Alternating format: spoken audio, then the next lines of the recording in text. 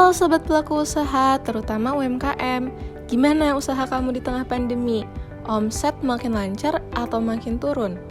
Nah, buat Sobat UMKM, udah tahu belum nih ada cara penting yang bisa menambah daya saing produk kamu? Cara ini mungkin sering kelupaan atau justru kamu terlalu berpikir ini adalah hal yang ribet. Nah, apa tuh? Ini dia, betul sekali, sertifikasi halal. Sertifikasi halal mudahnya merupakan pemberian label jaminan halal oleh Badan Penjamin Halal kepada produk-produk UMKM. Nah, oke, biar makin tertarik, mari kita jelaskan dulu nih apa sih urgensi dari sertifikasi halal bagi produk UMKM. Yang pertama, merupakan jaminan produk halal bagi konsumen. Nah, kayak yang kita ketahui nih, bahwa sekitar 87% penduduk Indonesia merupakan muslim. Sebagai muslim diwajibkan untuk mengkonsumsi makanan yang halal atau menggunakan produk-produk yang halal. Oleh karena itu, untuk melindungi hak konsumen muslim Indonesia, berdasarkan Undang-Undang Perlindungan Konsumen Nomor 8 Tahun 1999, pelaku usaha dilarang memproduksi atau memperdagangkan barang dan jasa yang tidak mengikuti ketentuan produksi secara halal, sebagaimana pernyataan halal yang dicantumkan pada label. Artinya, agar produk kamu bisa dipasarkan di seluruh Indonesia, maka produk harus bersertifikasi halal. Kedua, sertifikasi halal juga memberikan nilai tambah pada persaingan pasar halal baik di Indonesia maupun internasional.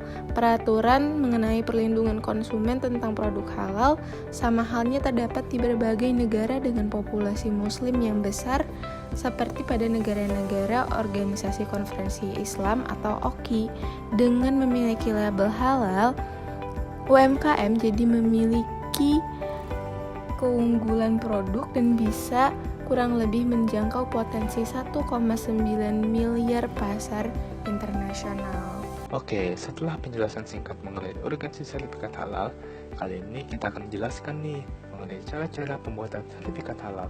Apa saja sih? Yuk kita bahas sama-sama. Jadi, untuk memperoleh sertifikat halal, ada beberapa hal yang harus dilakukan dan disiapkan. Yang pertama, memahami persyaratan sertifikasi halal dan mengikuti pelatihan SJH atau Sistem Jaminan Halal. Untuk memahami persyaratan sertifikasi halal tercantum dalam HAS 23.000. Untuk pelatihan, SJH berupa reguler maupun online. Yang kedua, menerapkan sistem jaminan halal atau SJH. Jadi, tiap perusahaan atau unit usaha yang ingin mendapat sertifikat halal sudah harus menerapkan SJH ini. Ketiga, menyiapkan dokumen sertifikasi halal. Nah, yang diperlukan berupa produk, daftar, bahan, dan dokumen bahan, daftar penyembelih khusus RPH, matriks produk, manual SJH, diagram alur proses, daftar alamat fasilitas produksi, bukti sosialisasi kebijakan halal, bukti pelatihan internal, dan bukti audit internal. Yang keempat, melakukan pendaftaran sertifikasi halal atau upload data. Bisa dilakukan secara online di sistem Serol maupun melalui website www.ilppom.mui.org. Kelima, melakukan monitoring pre-audit dan pembayaran angka sertifikasi. Untuk monitoring pre-audit disarankan dilakukan setiap hari untuk mengetahui adanya ketidaksesuaian pada hasil pre-audit. Untuk pembayaran angka sertifikasi dapat dilakukan dengan mengunduh akad di Serol, membayar akad, dan menandatangani akad. Keenam, pelaksanaan audit. Audit dapat dilaksanakan apabila perusahaan lolos pre-audit dan akad sudah disetujui. Yang ketujuh, lakukan monitoring pasca audit. Sama seperti monitoring pre-audit, monitoring pasca audit dilakukan setiap hari supaya jika ada ketidaksesuaian dapat diperbaiki. Nah, setelah itu akhirnya alhamdulillah nih yang terakhir memperoleh sertifikat halal.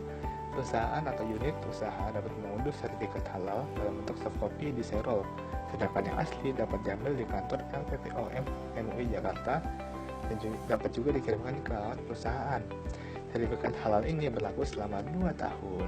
Semenjak 17 Oktober 2019, pemerintah telah memberlakukan kewajiban wajib sertifikasi halal secara bertahap.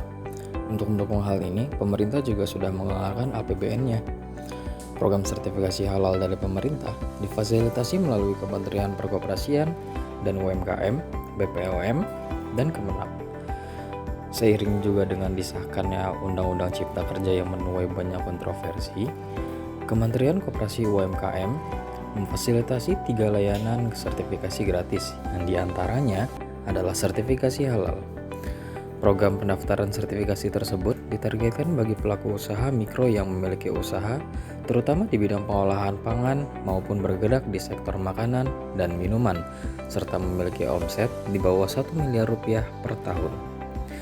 Walaupun produk yang dijual sudah mendapat sertifikasi halal, namun pelaku UMKM tetap harus mencantumkan logo halal yang memerlukan fatwa MUI tentang suatu produk tersebut. Penggantian biaya sertifikasi halal tersebut dilakukan melalui konsultan Kementerian Koperasi dan UMKM yang dilakukan secara online.